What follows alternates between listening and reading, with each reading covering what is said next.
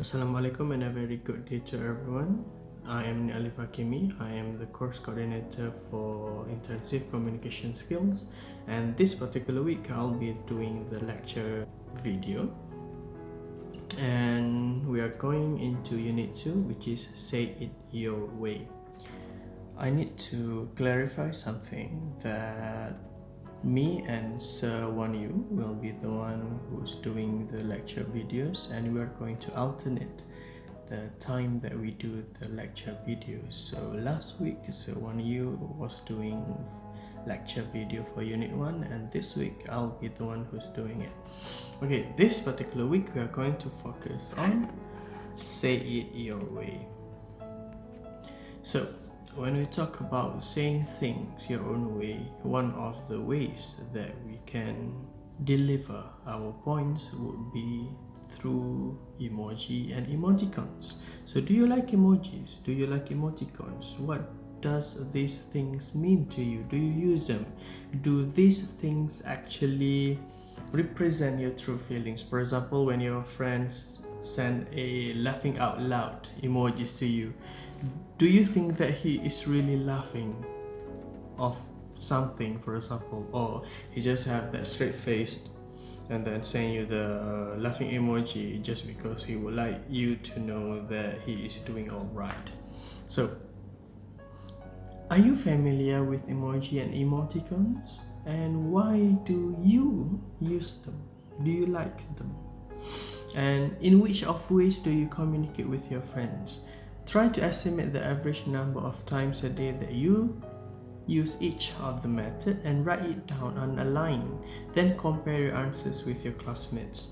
For this one, we are going to do a forum activity where we're going to ask you the reason why you use emojis and emoticons, why you use them, do you like them, do you dislike them, and where do you use them? Is it in text messages, email, Snapchat, Instagram, telephone calls, or tweets, or messages on Facebook, and so on? Okay, now we're going into our first skill, which is listening skill.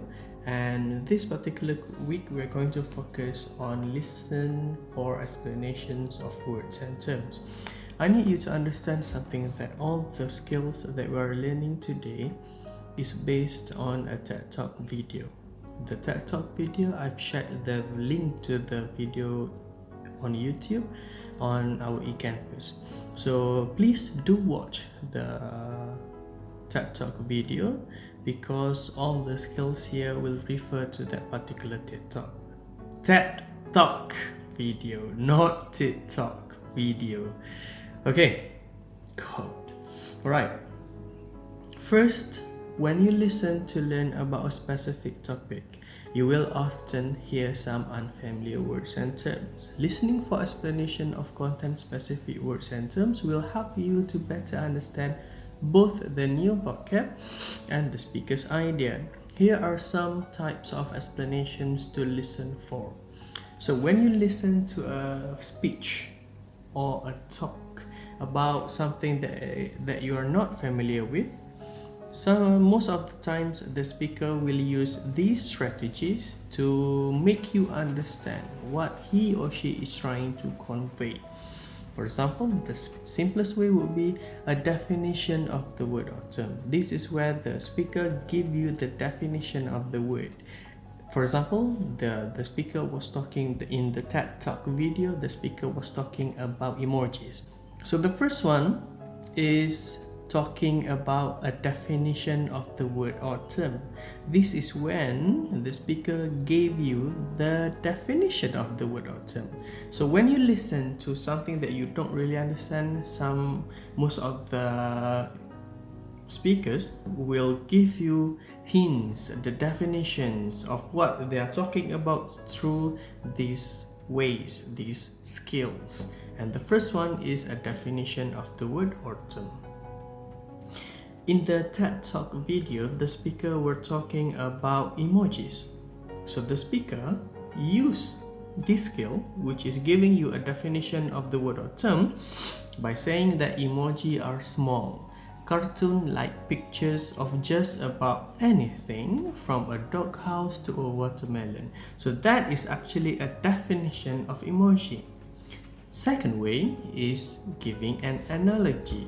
An analogy is when an explanation of how a word or term is similar to something else. It's just like when you compare something to something else to make people understand about the definition, about what it is.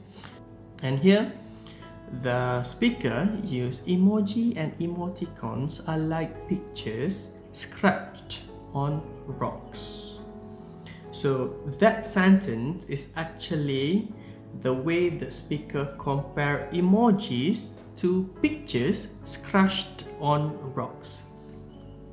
So that is how the speaker tried to make you understand what is an emoji, which is she compare it to something else, which is a scratch pictures on rocks. Third, a description of the words or terms function or purpose. This is where the speaker is actually giving you the description of the word or term's function or purpose. When do we use it, that particular word? How do we use it? Why do you use it?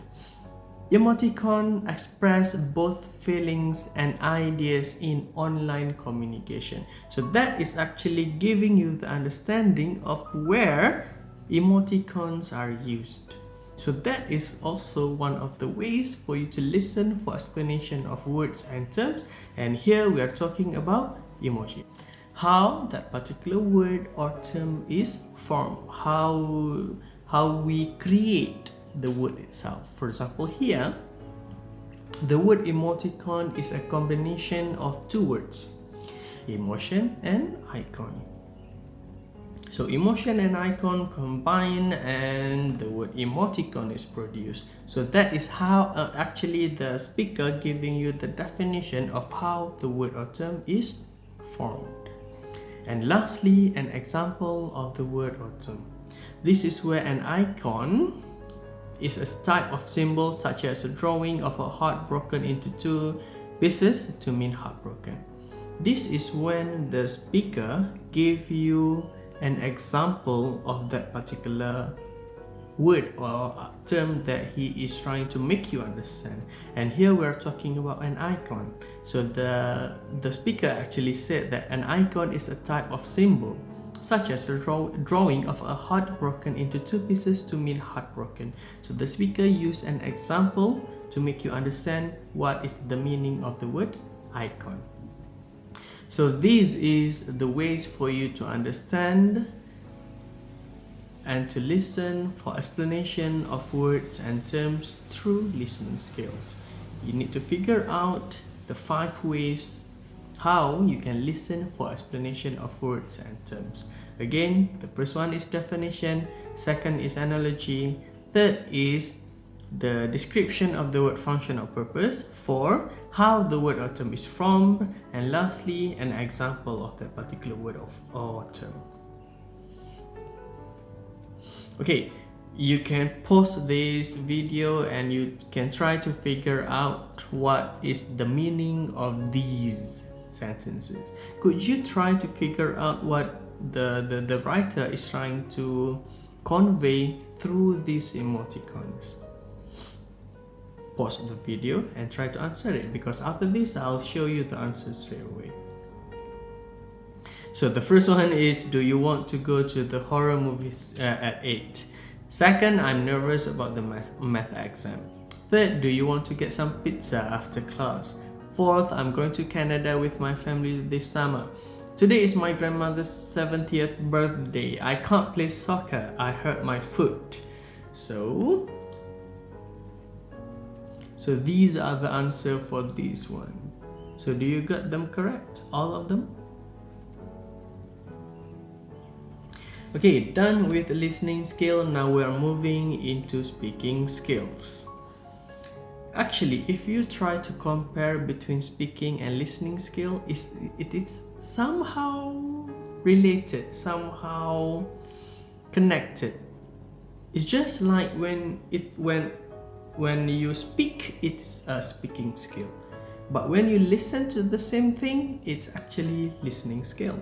So when you explain, this time around, you are no longer a speaker practicing, you are no longer a listener practicing your listening skill. Now you are a speaker practicing your speaking skill. So when you explain topic-specific words and terms, you often need to use different types of explanation to make the meaning clear for your listeners. Look at the examples of the 4 techniques the speaker uses to explain the words and terms. First, giving the explanation of how the word or term is formed. See, similar to the listening skill just now. For example, first, let's make sure everyone understands the terms emoticon and emoji. The word emoticon is a combination of 2 words, emoticon and emotion and icon, and it becomes emoticon. Second, definition. Giving the definition, and an icon is a type of symbol. That is actually a definition. So when you use this as a speaker, you are trying to tell your audience about the meaning, the explanation of the word or term. Third, an example. This is where you give an example to make your audience understand what you're trying to say, what you're trying to convey. An icon is a type of symbol, such as a drawing of a heart broken into 2 pieces to mean heartbroken. And last one is a description of the word's purpose or function. This is where the emoticons express both feelings and ideas in online communication. So, when you are a speaker, you will use these 4 ways for you to explain words and terms to make sure your audience understand what you're trying to say and what you're trying to convey on certain topic-specific words and terms. And now we are moving into presentation skill. And this one is to encourage audience participation. In an interactive presentation, the speaker encourages the audience to participate. This can help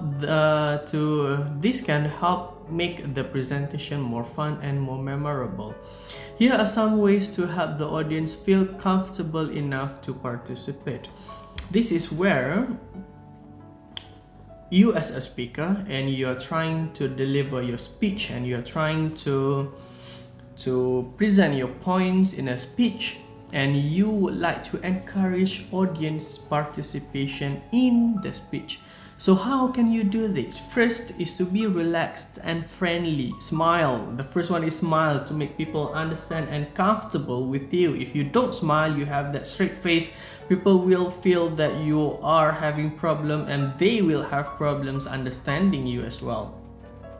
It will make the audience feel more comfortable and make them more likely to participate because they are comfortable with you. Second, the easiest way is to ask questions. This is the most frequent way for me and other lecturers to get you to participate in the discussion, in the speech, in the lecture, by asking questions. Third is to prepare follow-up questions in case no one answers. And fourth, to engage in a positive, encouraging way with audience members who do answers even when their answers are not correct.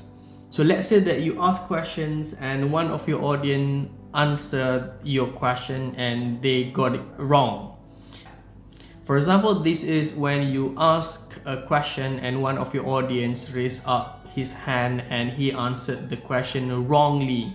So you need to engage in a positive and encouraging way with the audience who answer it wrongly.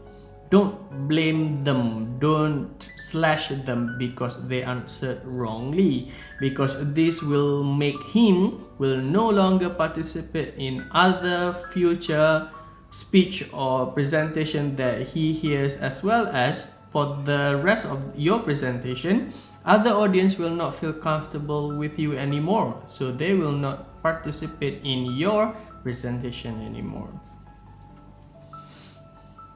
So these are suggestions from the book on how you should use the language to encourage the participation from the audience. Maria, how are you? Do you want to give it a try? Let me give you a hint. Hint is actually a part of the answer, but you don't really give them straight away. Does anybody else have a different idea? Great, thank you. Any other guesses?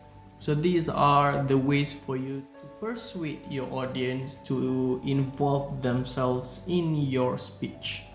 Okay, I think that's all for Unit 2. So for me, when we talk about say it your way, it's better to say too much than never to say what you need to say. So say what you need to say and say it your way.